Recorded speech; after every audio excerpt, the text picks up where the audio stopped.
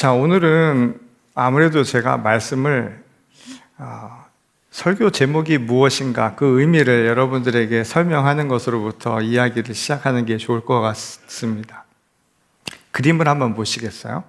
자, 이 그림을 보시면 변리라고 하는 이 말이 무슨 뜻인가를 좀 짐작할 수 있는 부분이 있죠. 아마 눈치가 빠르신 분들은 아실 것 같은데, 이 변리라고 하는 것은 작은 틈을 통해서 비치는 햇살, 햇볕을 뜻하는 순수한 우리 말입니다. 한국 말이에요. 아마 산책을 하다가 그런 경험들을 하셨을 거예요. 나무 그늘 아래 있다 보면 나무 그늘 사이로 햇살이 비쳐 들어오는 것을 느낄 때가 있죠. 그게 바로 변리입니다.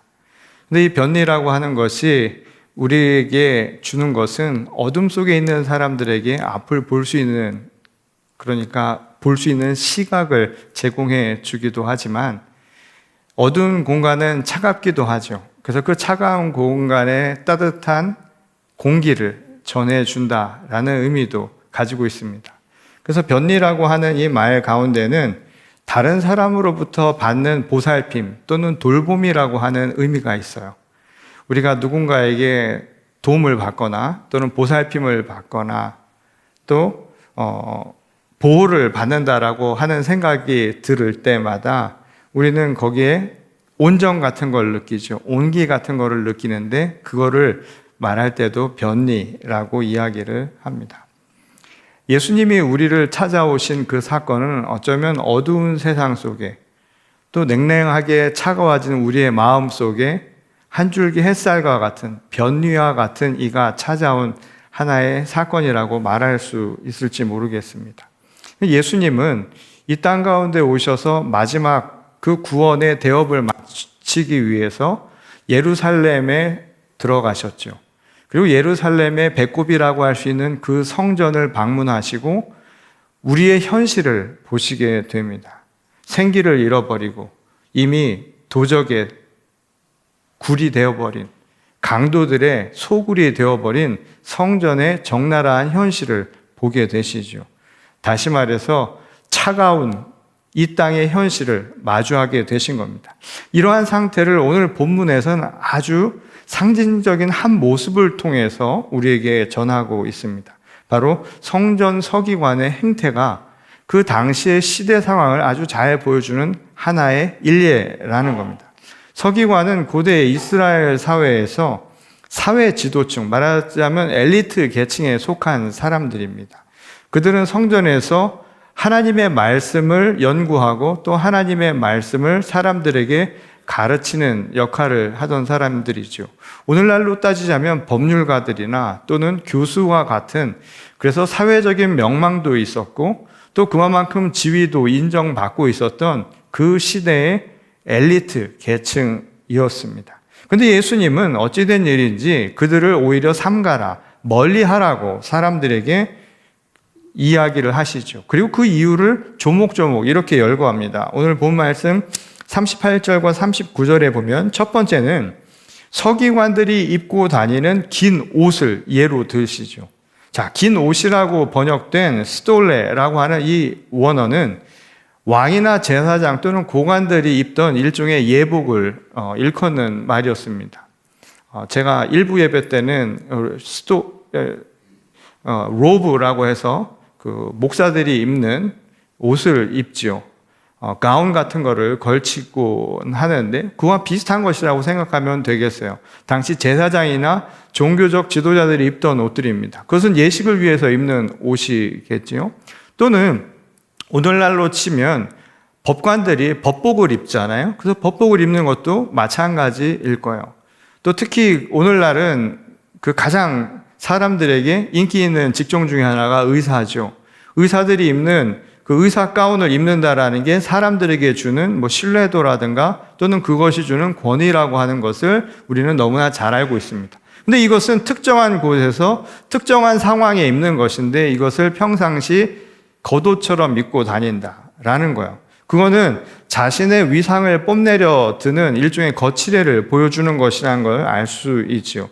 이걸 통해서 서기관들이 당시 다른 사람들과 다른 자신의 위상을 보여주려 했다라는 것을 예수님은 말씀하신 거예요.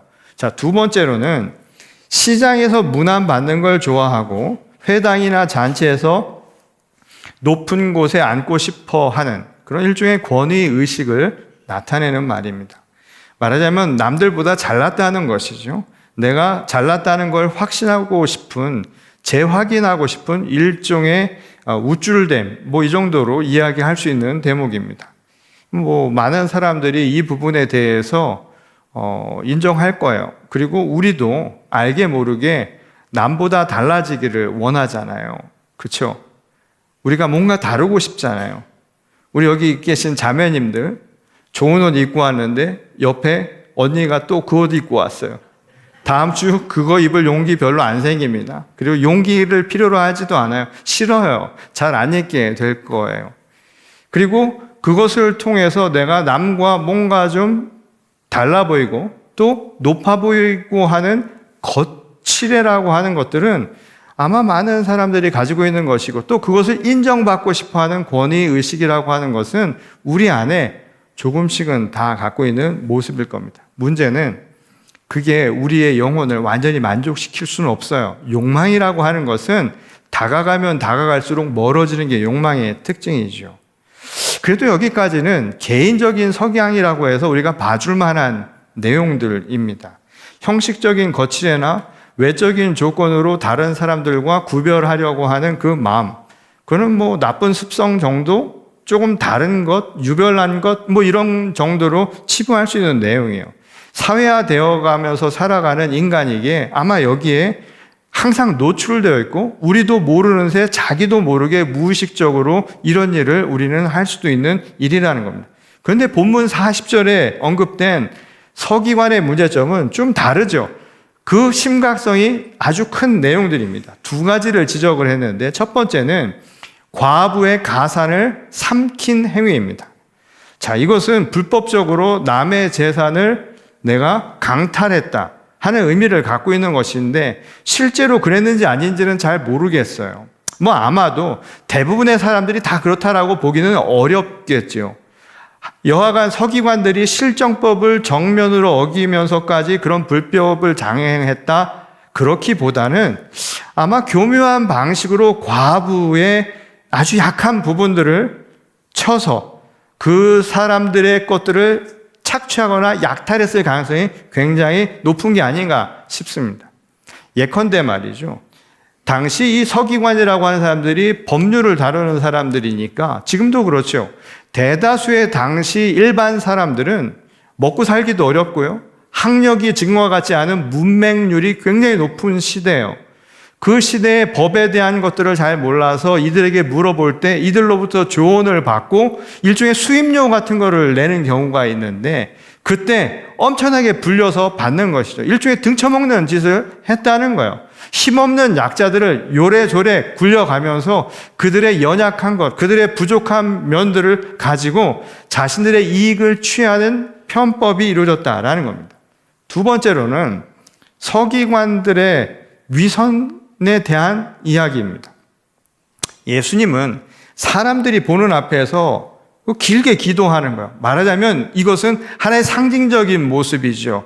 자신의 종교적인 카리스마, 이 카리스마라고 하는 것을 영적인 능력이라고 우리가 바꿔 얘기한다면 내가 소위 영적인 능력을 가진 사람이라고 하는 것을 의도적으로 사람들에게 보여주고자 했다는 거예요.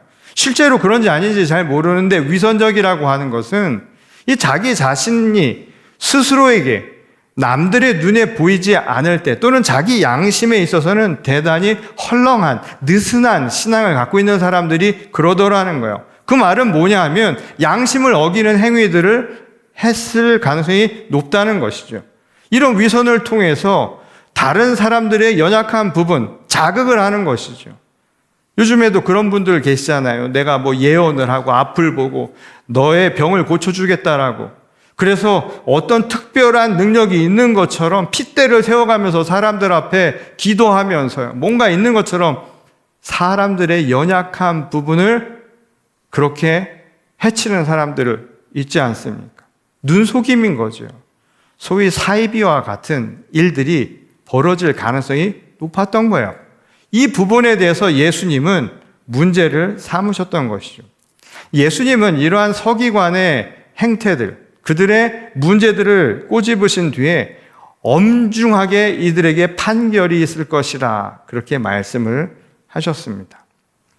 이 당시 일반인들은 자기 몸뚱아리 팔아서 사는 사람들입니다. 가진 게 없어요. 소유한 게 없기 때문에 내 몸 말고는 내가 가진 게 없습니다. 그런 사람들이 할 수 있는 것이라고는 내 몸을 팔아서 내 몸을 살릴 수 있는 먹을 것을 얻는 게 당시 삶의 모습이에요. 그런데 그들이 그렇게 자기 몸을 팔아서 힘든 노동 속에서, 고통 속에서 얻은 수확물을 하나님께 감사하는 마음으로 드렸어요. 성전에 드린 거예요. 그러니까 그들은 자기의 전부를 드린 거예요. 자기 몸을 드린 거예요. 내 생명을 드린 거와 마찬가지예요. 그런데 거기에 있었던 성전의 지배 세력이라고 하는 사람들, 그리고 그들이 지배하는 당시 시대는 어떤 시대냐면 이런 사람들을 등쳐먹는다는 거예요. 세상이 얼마나 잘못되었는가. 예수님이 예루살렘 성전을 보면서 도적의 소굴이라고 이야기한 게 바로 이를 두고 하셨던 말씀이죠. 그러니 이게 어떤 모습이었을까요? 예수님의 눈에 비친 성전이 어떤 모습이었을까요? 어둡고 차가운 현실을 대한 것이 아니었을까요? 그런데 예수님의 이야기는 여기서 끝난 게 아닙니다. 그렇게 어둡고 차가 보이는 그 현실에 작은 한 줄기 희망의 빛, 다시 말해서 변리 같은 존재가 있었다는 것을 우리에게 이야기해 주시죠. 오늘 본문의 바로 다음 장면은 한 과부의 이야기를 우리에게 전하고 있습니다. 이 성전의 한 구석에 앉아서 예수님의 눈에 띈 한 여인이 있어요. 헌금하기 위해 온 많은 사람들 중에 이 여인이 왔는데 2렙돈, 한 고드란트를 헌금으로 낸 거예요. 이 돈은 지금으로 따지자면 1불 정도밖에 되지 않는 돈입니다. 1불. 이거 사실 얼마 안 되죠. 제가 전에 교회에 한참 청년 사역할 때 청년들이 헌금을 하는 걸 제가 보지 않아도 알 수 있어요. 사람 수를 보면 헌금 액수가 나와요. 왜냐면 1이에요, 1. n분의 1이에요. 그러니까 사람 수랑 헌금 수랑 같아요. 그런데 나가서는 들어올 때 커피 한 잔, 그 바로 앞에 교회 앞에 좋은 카페가 있었는데 들어올 때 커피 한 잔, 나갈 때도 커피 한 잔을 꼭 가져가더라고요. 근데 요즘 커피가 비싸죠. 얼마나요? 한 3, 4불 하잖아요. 거기에 뭐 넣잖아요. 또 그냥 먹는 커피 아니더라고. 보통 거기에 뭐 이름 엄청 길게 붙으면 하나 붙을 때마다 액수가 늘어나는데 그에 비하면 1불은 굉장히 작은 돈이에요. 이게 예수님의 눈에 왜 중요하게 들어왔는가 하면 예수님은 헌금을 이 여인이 가장 많았다고 얘기를 해요. 궁핍한 형편에 그것이 자기가 가진 모든 것이었기 때문에, 다시 말해서 그 2렙돈이 이 여인이 가진 전부였다는 거예요. 생활비 전부를 드린 거예요. 1불이 중요한 게 아니라, 액수가 중요한 게 아니라 그 모든 것을 다 드렸다는 거예요. 이 이야기가 굉장히 중요한 거죠. 예전에 교회에서 목회하다 보니까 별일들을 다 보는데요. 이전 교회에서는 헌금통을 돌렸어요. 우리 교회처럼 들어오면서 알아서 하는 게 아니라 헌금통을 돌리는데 헌금 거슬러 가는 분도 계셨습니다. 아마 그런 광경을 보시긴 쉽지 않아요. 저는 맨 처음에 계속 그분이 손을 자꾸 한 손을 넣으시다 안 되고 아니 두 손을 넣어갖고 마음을 만지시길래 왜 그러나 했더니 그 돈을 거슬러 가셨다고 하더라고요. 그래서 좀 일상적이진 않아서 나중에 그분이 근데 저한테 와서 얘기하셨어요. 무슨 얘기를 하셨냐면 그날 지갑에 100불이 있었대요. 근데 그날 100불이 전부였는데 100불을 전부 하고 싶지 않으셨대요. 그래서 내가 할 수 있을 만큼만 해야 되겠다고 해서 그거를 넣고 거슬렀다는 거예요. 어떻게 생각하는지는 여러분들의 생각에 맡기도록 하겠습니다. 근데 중요한 거는 들어간 액수, 그 금액에 대한 헌금의 행위를 지금 이야기하는 게 아니에요. 이 이야기는. 왜 그날 그 가난한 과부가 자신이 가진 전부를 거기에 넣어야 했는지, 사실 우리는 그거에 대해서 잘 알 길이 없죠. 성경에 보면 이와 비슷한 이야기들이 몇 가지가 나옵니다. 그 중에 하나가 엘리야가 어느 곳에 갔을 때 사르밧이라고 하는 곳에 있었던 과부가 자기가 마지막 먹고 이제 죽을 생각을 하고 있었던 참에 남아있던 그 음식을 엘리야에게 전부 줬다라고 하는 이야기가 있어요. 어쩌면 이 과부도 내가 가진 모든 것을 거기다 가져다 놓고 이제 소유한 것이 없으니 살아갈 이유가 없어서, 아니면 살아갈 방법이 없어서 그래서 아마 죽을 작정을 한 것은 아닌가, 아마 이런 생각을 할 수도 있겠죠. 근데 예수님은 그의 이유에 주목하지 않았습니다. 이 이야기의 핵심은 돈을 얼마나 넣는가도 사실은 중요한 게 아니고, 또 그가 왜 그렇게 했는가도 중요하지 않아요. 그런 내용들은 말하지 않습니다. 예수님이 주목하신 것은 그가 가진 전부를 드렸다는 그냥 사실, 그 자체뿐이에요. 자, 이 이야기는 뭘 얘기를 하는가 하면, 내가 가진 전부라고 하는 그 소유라고 하는 것에 그 소유의 액수나 이런 게 중요한 게 아니라 그것을 다 내려놓고 내가 모든 것을 하나님 앞에 걸었다라고 하는 바로 그 마음이 중요한 이야기라는 거예요. 자, 사람들이 이 과부가 모든 걸 교회에 갔다가 아니면 성전에 갔다가 헌금한 걸 보면서 또 죽으려고 하는 것 아닌가, 삶의 이유가 없어서 왜 그런 생각을 할까요? 그런 생각을 하는 것은 우리는 그 소유가 없이는 세상을 살아갈 수 없다고 생각하기 때문인 거예요. 지금 이 마음에 대한 이야기를 이 이야기는 하고 있다는 겁니다. 예수님이 보신 건 바로 그 마음이에요. 많은 사람들은 세상을 보이는 것 또는 내가 소유한 것에 의지해서 살아가는 경향이 있죠. 그래서 그걸 잘 포기하지 못해요. 예컨대 내가 돈이 없으면 살 수 없다고 생각해요. 그러니까 돈이라고 하는 게 우리에겐 굉장히 중요해요.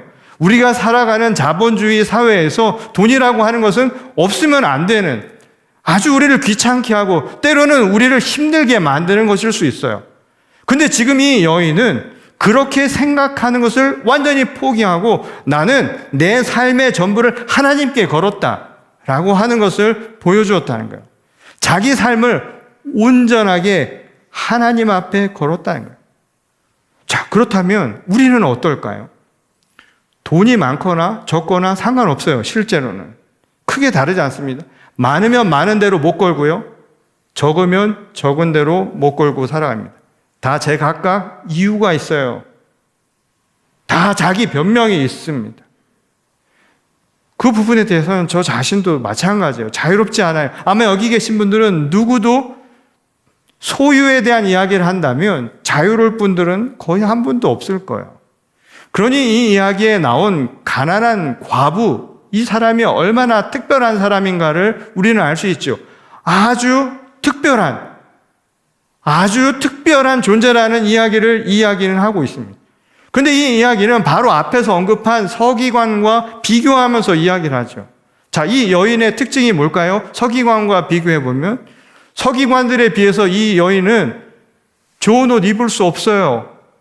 긴 옷, 남들에게 자기를 과시할 옷을 입을 턱도 없고요, 시장에서 사람들에게 문안받고 높은 자리에 앉을 그런 사람 같아 보이지는 않습니다. 오히려 사람들의 시선 바깥에 존재했을, 있는지 없는지 모르는 우리들의 삶의 저 소외된 지점에 있을 가능성이 굉장히 높은 사람이었을 거예요. 그리고 어쩌면 누군가의 도움이 없이는 살아가지 못하는, 그러니까 누군가에게는 민폐처럼 여기는 존재일지도 모른다는 겁니다. 예수님이 오늘 이 사건을 통해서 우리에게 중요한 사실은 예수님 자체가 그 여인에게는 변리와 같은 존재라는 거예요. 그리고 예수님이 이 땅에 오신 거는 우리에게 변리와 같은 존재로 오신 거잖아요. 이 여인처럼 가진 것 하나 없는 사람, 아무것도 사람들이 인정받지 못하는 그 사람의 존재를 알아봐 준 것, 예수님밖에는 없었다는 겁니다. 세상의 기준으로 보면 별 볼 일 없는 거예요. 그런데 예수님의 눈에는 그야말로 진짜라고 보았던 거예요. 처음 된 자와 나중 된 자가 뒤바뀐 사건이 바로 여기서 나타난 것이죠. 소유한 것, 내가 거치대를 가지고 있는 것, 내가 이거 없으면 안 된다고 생각하는 것을 가지고 보는 세상의 눈으로 보면 가난한 과부이지만, 하나님의 시선으로 보는, 예수님의 눈으로 본 그 여인은 부자예요. 마음이 부자예요. 믿음이 충만한 사람이라고 생각을 했던 겁니다.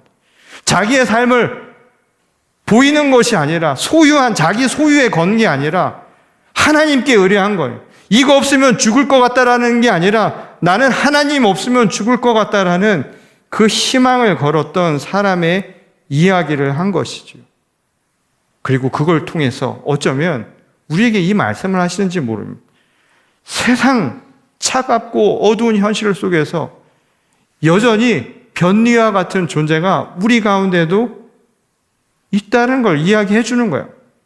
그러니까 이 이야기는 단순히 돈 이야기 아니에요. 헌금 많이 하라는 이야기 아니에요. 이 이야기를 돈의 이야기, 헌금의 이야기로 하는 거, 저는 그것도 이상하다고 생각해요. 그거 자체가 의도가 이상한 것 아닙니까? 자기 삶을 진정으로 걸 수 있는가? 그리고 세상 사람들이 물질적이고 보이는 것, 소유의 삶의 모든 것을 걸고 있는 이 현실 속에 있는 사람들에게 그게 인생이 다가 아니라는 이야기를 하는데, 이걸 물질적인 이야기로 돌려서 말한다는 것, 그게 더 이상한 이야기 아닐까요? 삶의 소유로 인해서 오는 염려, 두려움, 이것을 극복할 만큼 자신의 삶을 전적으로 하나님께 내맡길 수 있는 그런 믿음이 우리에게 있느냐? 지금 이것을 묻는 말씀이라는 거예요. 어쩌면 우리 삶에서 그런 것들은 각자 참 많을 겁니다. 구체적인 것들이 돈 말고도 많을 거예요.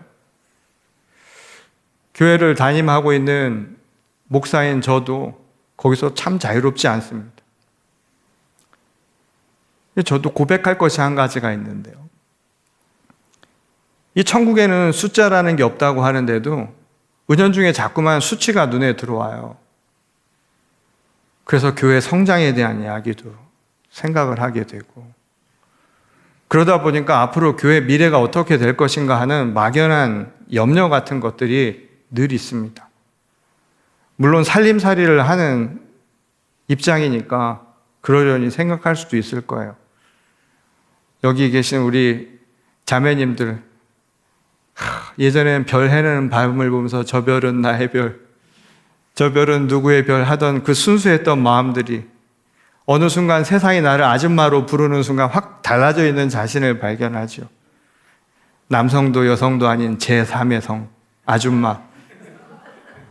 그래서 무언가 하나라도 살아보려고, 아껴보려고 그냥 바둥바둥 되면서 말이죠.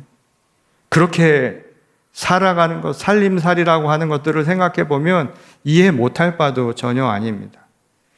근데 저도 그렇게 저를 이해시키려고 하지만 본질적인 문제로 돌아가 보면 아무런 할 말이 없어요. 이게 과연 본질적인 것인가? 여전히 하나님께 전적으로 의지하지 못하는 것은 마찬가지 아닙니까? 이거 정말 아이러니 아니에요?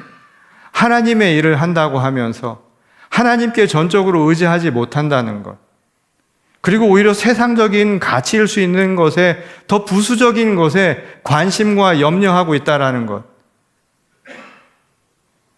회개할 일이고 통탄해야 할 일이 아니겠습니까? 요즘 자식들 키우느라 부모님들이 참 힘든 시대를 살아가고 있어요. 그만큼 세상이 경쟁사회가 되었으니까 또 그러려니 하는 겁니다. 또 그렇게 해야 아이들이 구김살 없이 잘 살아가겠죠. 저도 그렇게 가르쳤습니다. 근데 자식 교육에 대한 염려가 너무 커서 아이를 하나님이 주시는 소중한 존재라고 하는 것, 그래서 소중한 인격체로 자라나게 하는 것, 있는 그대로를 소중하다라고 가르쳐 주는 것보다 아이에게 뭔가 하나씩 더 얹어주려고 하는 것, 아이에게 뭔가 이렇게 자꾸만 입혀주려고 하는 것, 출세의 길을 가게 하는 것, 이것이 우리가 전전긍긍하는 모습이 되지는 않았는가? 한번 그건 생각해 볼 문제라는 거예요. 어떤 경우는 자식 교육에 올인했다라는 분 계시잖아요. 올인했다고. 두 랩돈을 던지고 하나님께 올인한 게 아니라 자식에게 올인을 했는데 한번 생각해 보세요. 진짜 자식에게 올인한 건지, 사랑한 게 뭘까요? 자식일까요? 아니면 그것을 통해서 자식에게 줄 그 무엇이 목적이었을까요? 오늘 우리가 질문해야 할 질문의 중요한 부분입니다. 오늘 이야기는 서기관과 같은 사람들, 특별한 사람들이죠. 나쁜 사람들일 수도 있고 우리 가운데 소수일 수도 있지만 넓혀서 일반화해서 시켜보면 우리도 자유롭 수 없습니다. 우리도 비슷하게 살고 있기 때문에 누가 누구를 평가할 수 없을 만큼 우리는 적당히 때묻고 살아가는 현실을 살아갑니다. 적당히 묻은 때나 많이 묻은 때나 때 묻은 건 똑같은 거예요. 그런 어두운 현실을 예수님이 찾아오셨습니다. 근데 그 가운데 자신을 온전히 드릴 수 있는, 세상에 물들지 않고 온전히 자신을 하나님 앞에 맡기고 살아가는 변리와 같은 존재가 있다는 거예요. 그리고 이 이야기를 오늘 우리에게 해주신 까닭은 뭘까요? 오늘 우리에게 던지신 이유가 뭐냐는 겁니다. 제가 저희 교회로 오기 전에 섬기던 전 교회에 한 권사님이, 여자 권사님이 계셨어요.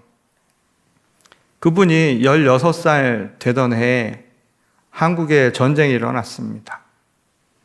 그 전쟁 때문에 그 권사님은 모든 걸 잃어버렸습니다. 가족도 잃어버리고 자기 살던 집도 잃어버리고 평양이었는데 결국 혼자 남아해서 세상에 아무것도 없는 16살. 생각해 보세요. 그 당시는 전쟁이라 사람들이 남 신경 쓸 틈이 없었다고, 그렇다고 쳐요. 지금 여러분 생각해 보세요. 16살 소녀가 아무것도 없이 다 잃어버리고 혼자 그 폐허 속에서 서울에 혼자 남아있는 그 상황을, 세상이 어떻을까요?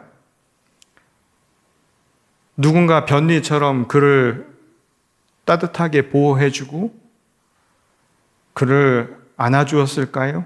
현실은 그렇지 않았습니다. 차가운 현실은 몸 하나 남은 소녀를 빼앗아갔습니다. 그래서 기지촌의 여성으로 사시게 됐고요.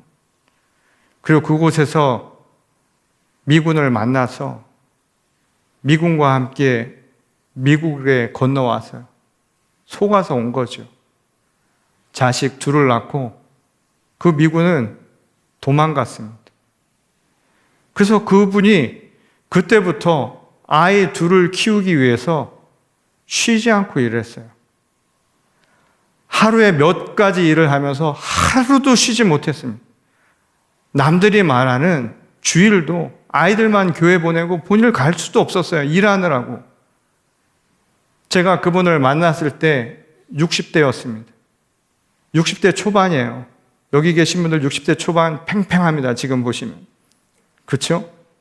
제가 이제 거의 가까이 다가가고 있는 건데 우리는 아직 청년처럼 보이는데, 제가 그분을 볼 때가 60대 초반이었는데 거의 90이 넘은 노인 같았고 몸을 가눌 수 없는 상태가 되었습니다. 이미 뇌수술을 2번이나 받아서 뇌출혈로 자기 몸을 가눌 수 없는 상태가 되셨습니다. 교회 출석도 하지 못해서 저와 저희 집사람이 따로 매번 신방을 지난 20년간 하면서 그분과 교제를 했습니다. 어느 날 그분을 신방하러 갔는데 저희 집사람에게 사모님 저 옆에 옷장이 있으니 그 옷장에서 뭐 좀 꺼내와 주세요 라고 말씀하시는 거예요. 자, 사진을 한번 보여주시겠어요?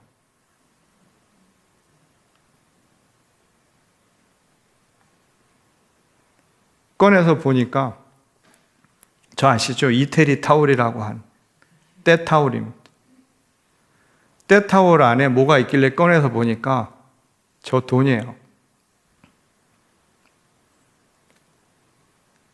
세상과 단절돼서 밖을 나갈 수 없는 그분이 저희가 오기를 기다리면서 하루 이틀 모은 돈입니다.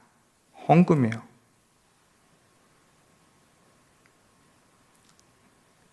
자기 삶을 드린다라는 게 뭔지 저 돈을 받고서는 느낄 수 있었습니다. 자기의 전부가 뭔지.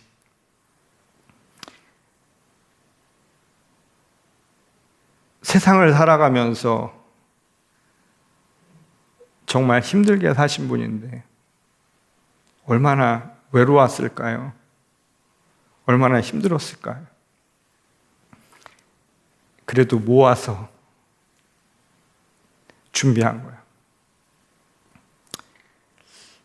근데 참 안타까운 게 저분이 지난 몇 년 전에 팬데믹 기간에 돌아가셔서 제가 가서 장례를 치르고 왔습니다. 근데 저분에게 자녀들 둘이 있어요. 이제 제 또래가 됐으니까 벌써 중년이죠. 근데 그 둘이 세상과 단절되어 살아갑니다. 거기 집에 가면 저 말고는 문을 안 열어줍니다. 왜 안 열어준 줄 아세요? 그분이 미국에 와서 다녔던 교회, 공동체마다 그분을 얼마나 손가락질하고 비난했는 줄 아십니까?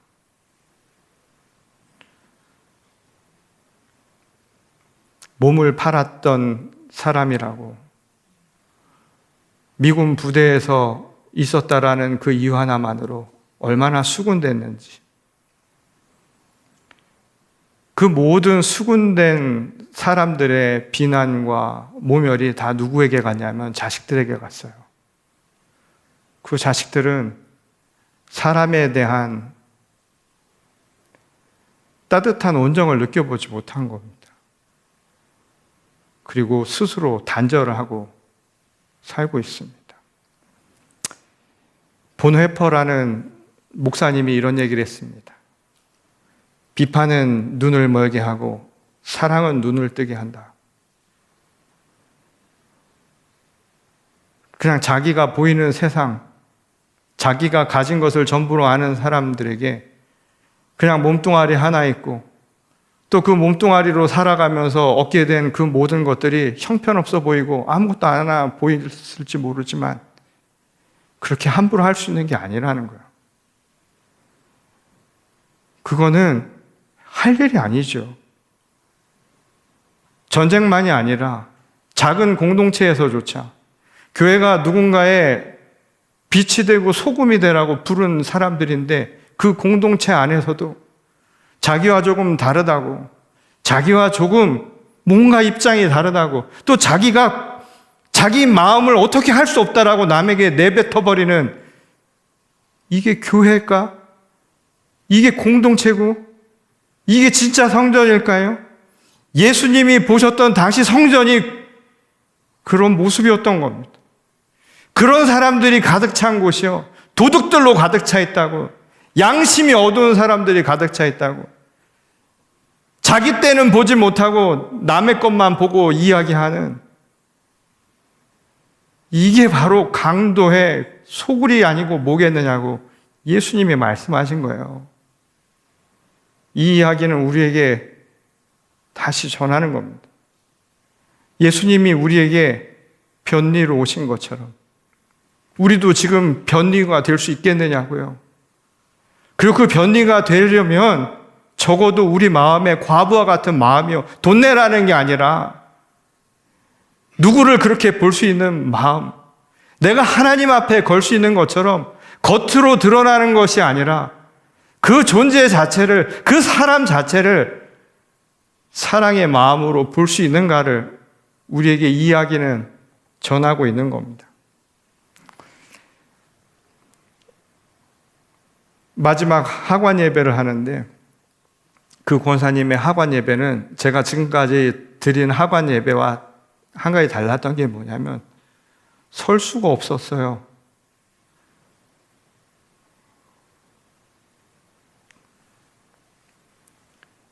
평평한 곳이 아니어서 올라가지도 못하는 곳에 몸을 묻었습니다. 돌아가시기 전에 저한테 그런 얘기를 하시더라고요. 꿈이 있었다. 16살짜리 소녀의 꿈. 선생님인데. 그래서 애들을 무척 좋아하셨어요. 선생님 되는 게 꿈이었다는 거예요. 그 꿈을 끝내 못 이루었죠. 다행히 높은 곳에 있어서 그런지 햇볕이 참 잘 들더라고요. 그 길 건너편이 뭐가 보이더라고요. 보니까 학교였습니다. 살아서는 선생님의 꿈을 못 이뤘지만 묻혀서라도 아이들을 보면서, 학교를 보면서 달래라고 하나님이 주신 작은 선물이라는 생각을 해보았습니다. 오늘 우리에게 주시는 말씀입니다. 과연 신앙을 갖는다라는 게 뭘까요? 오늘 이 시대에 우리의 신앙이 과연 어떤 모습인가요? 여러분들은 교회 찾을 때 어떻게 찾습니까? 어떤 교회가 진짜 좋은 교회라고 생각하세요? 어떤 게 정말 신앙인이라고 생각하세요? 귀가 열리고 눈이 열리고 우리의 마음이 열려야 되는 건데 다친 게 무엇인지를 한번 생각해 보십시오. 여전히 이 말씀을 가지고 물질적인 것에서 벗어나지 못하는 그런 걸 가르치는 사람들이나 그렇다고 믿는 사람들이 있는 이 공간, 그리고 사랑이 아니라 비판하는 것에 더 많은 시간을 할애하면서 살아가는 이 공간이, 그리고 우리의 마음이 과연 정말 예수님의 성전이고 예수님의 자녀로서의 삶을 살아가고 있다고 말할 수 있겠습니까? 저는 오늘 우리가 이 예배를 통해서 진짜 다시 한번 회복했으면 좋겠습니다. 예수님은 변위처럼 이 땅에 우리를 위해 오셨습니다. 16살 소녀의 꿈이 무너지지 않는 세상을 만들기 위해서. 저는 그게 우리가 교회로 존재하는 이유가 아닐까 싶습니다. 멀리 전쟁이 남의 얘기만이 아니라 오늘 우리 공동체 안에서도 그렇게 사랑하며 서로의 눈을 뜨게 하는 우리 교회와 또 우리 성도님들이 다 되실 수 있기를 주님의 이름으로 다시 한번 간절히 축원합니다. 우리 다 같이 기도하겠습니다. 우리를 지극히 사랑하시는 하나님, 변리처럼 이 땅에 어두운 현실에 찾아오셔서 보이지 않았던 것들을 보게 하시고 또 차가워진 우리의 마음을 따뜻한 햇살로 녹여주시니 감사를 드립니다. 우리가 세상을 살아가면서 참 많은 것을 놓칠 때가 있습니다. 산다는 이유가, 또 살아가려면 어쩔 수 없다라는 우리의 변명이 또 다 이유가 되고 또 다 그럴 만한 것임을 우리 서로는 너무나 잘 알고 있습니다. 하지만 그런 현실 속에서도 가장 본질적인 것만은 놓치지 않는 마음을 갖게 하여 주시옵소서. 사람을 향한 마음은 놓지 말게 하시기를 원합니다. 보여지는 것들에 대해서는 그렇게 애정을 품고 그렇게 아끼면서도 왜 우리는 사람을 사랑하지 못하고 아끼지 못하는 것일까요? 왜 우리는 좋은 말을 하기보다 뱉어서 남에게 가시가 될 말을 더 쉽게 던지는 것일까요? 누군가 이것이 큰 마음의 짐이 될 걸 알면서도 그저 내 안에 담아두기 귀찮다는 이유로 얼마나 쏟아내는 일이 많았습니까? 오늘 우리 현실을 바라보면서 주님이 주신 말씀이요, 두 랩돈이 아니라 오늘 마음에 있던 것들을 다 덜어내게 하시기를 원합니다. 그리고 살아가는 동안 그래도 이렇게 만난 것도 주님이 주신 축복인데 서로 잘 섬기고 아끼고 사랑할 수 있도록 도우시기를 원합니다. 하나님 또한 주님 앞에 참회하며 기도합니다. 또 교회의 한 성도로 또 교회를 이끌어가는 지도자들이 보여지는 것에 너무 마음을 빼앗기고 살았던 것은 아닌가, 너무 염려가 많았던 것은 아닌가, 그냥 적당하게 저희들 하나님께 맡기고, 그러나 하나님이 우리를 이끄시는 대로 우리의 믿음은 온전히 드릴 수 있도록 순종하는 저희들 되게 하여 주시옵소서. 그런 교회가 되게 하시고, 좀 못났어도, 좀 많이 갖지 못했어도 괜찮습니다. 서로 괜찮다고 격려하고 오늘 우리들의 삶을 축복할 수 있는 저희가 되게 하여 주시옵소서. 그래서 세상 그 어느 곳에서도